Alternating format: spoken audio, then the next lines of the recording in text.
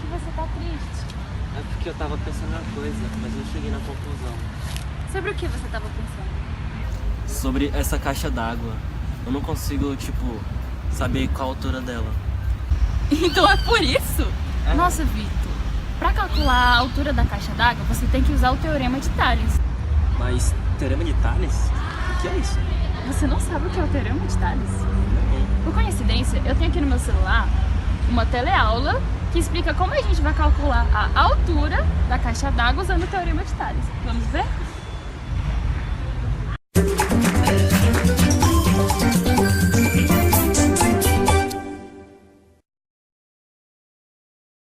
Atenção! Começa agora uma teleaula de matemática do ensino médio. Você vai assistir a teleaula de número 5. Bons estudos!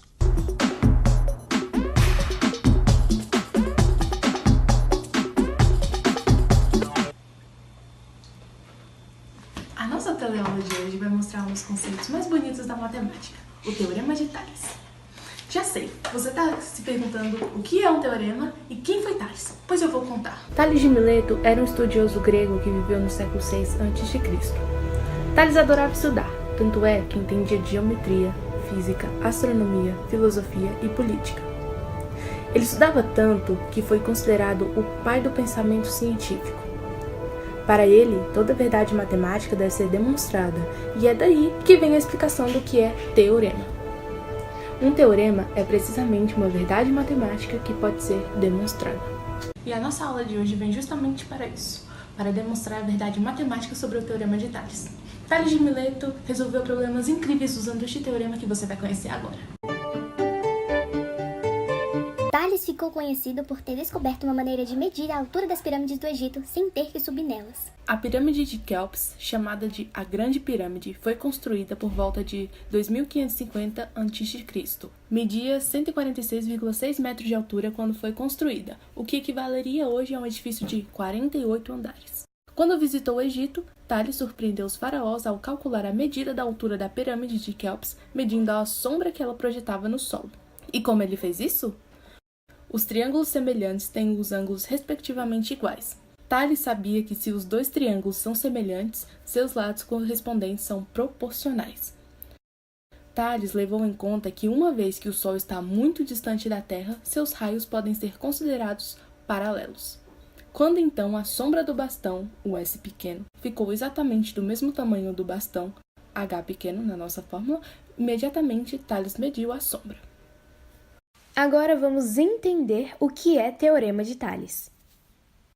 Imagine um grupo de retas paralelas, que também pode ser chamado de feixe de retas paralelas.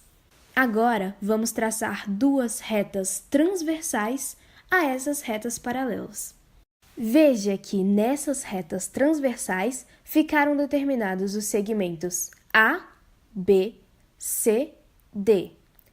E os segmentos W, X, Y, Z. Dessa forma, Tales descobriu que, nessas condições, esses segmentos sempre vão ser proporcionais, isto é, o segmento A está para B, assim como o segmento W está para X. O segmento B está para C, assim como o segmento X está para Y. E o segmento C está para D, assim como o Y está para o segmento Z. Imagine três retas paralelas atravessadas por duas transversais. A primeira transversal cria os segmentos de 2 cm e de 4 cm. E a segunda transversal, os segmentos de 1,5 cm e 3 cm. Então, podemos dizer que 2 está para 4, assim como 1,5 está para 3. Repare que a mesma relação que existe de 2 para 4, isto é, 2 é a metade de 4, existe de 1,5 para 3, pois 1,5 é justamente a metade de 3. O Teorema de Tales diz que essa relação será mantida.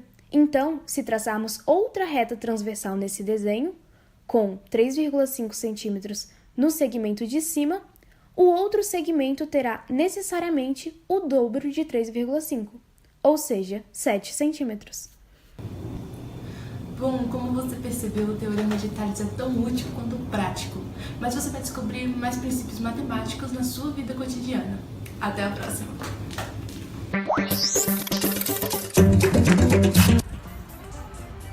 Então, quer dizer que é notável uma proporcionalidade entre a altura dos objetos e as suas sombras? Exatamente. Eu trouxe comigo aqui uma trena, vamos lá testar? Vamos.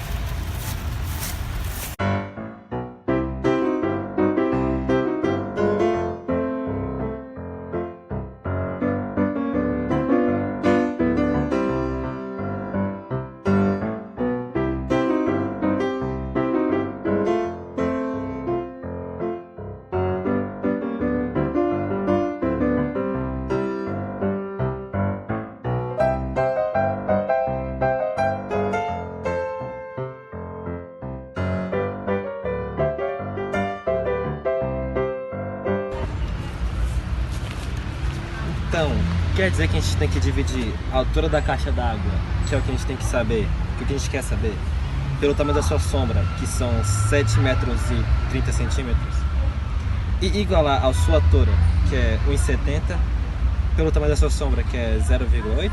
Exatamente.